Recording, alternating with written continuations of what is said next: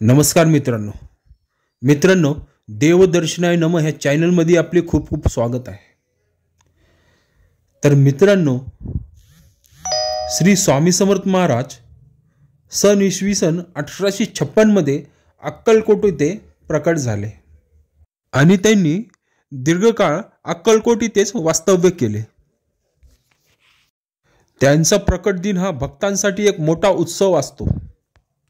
श्री स्वामी समर्थांनी भक्तांच्या समस्यांवर अनेकदा आपल्या सामर्थ्याने उपाय केले आहेत। ते नेहमी भक्तांना योग्य मार्गदर्शन करत असत।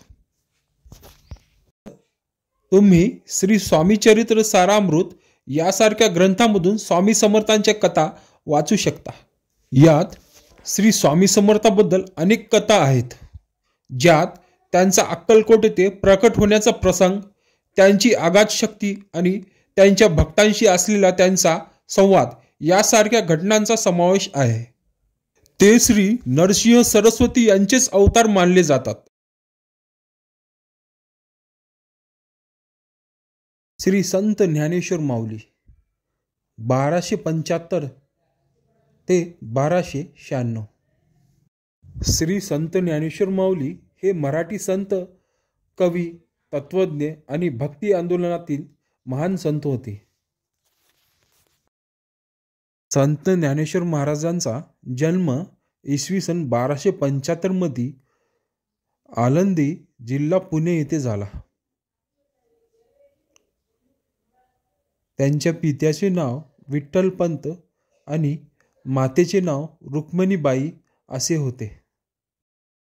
बंधू आणि भगिनी निवृत्तीनाथ, सोपानदेव आणि मुक्ताबाई असे नाव होते।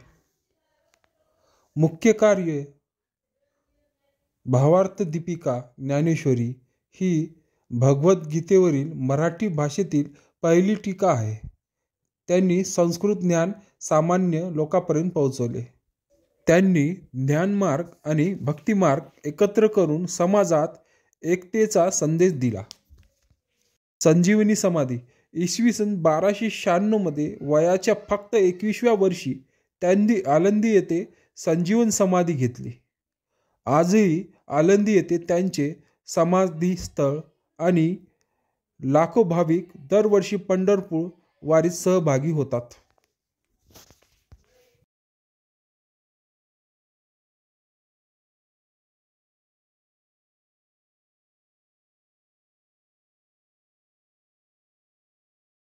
खंडोबा हे महाराष्ट्र, कर्नाटक आणि दक्षिण भारतातील एक लोकप्रिय कुलदैवत आहेत। त्यांना मल्हारी मार्तंड भैरव असेही म्हणतात। ते भगवान शिव यांचे अवतार मानले जातात। खंडोबा देवाचे मुख्य स्थान जेजुरी जिल्हा पुणे हे खंडोबाचे प्रमुख आणि प्रसिद्ध स्थान आहे। जेजुरीला सोन्याची जेजुरी असेही म्हणतात, कारण येथे हळदीचा वर्षाव केला जातो। खंडोबा देव हे शेतकरी, गवळी, धनगर आणि सर्वसामान्य लोकांचे आराध्य दैवत आहेत। भक्त येलकोट येलकोट जय मल्हार असा जयघोष करतात। त्यांच्यासोबत 2 पत्नी असतात, माळसा देवी ज्या लक्ष्मी अवतार आहेत आणि बानाई देवी ज्या पार्वती अवतार आहेत। मित्रांनो, जाता जाता सबस्क्राईब, लाईक आणि कमेंट करायला विसरू नका। जय मल्हार।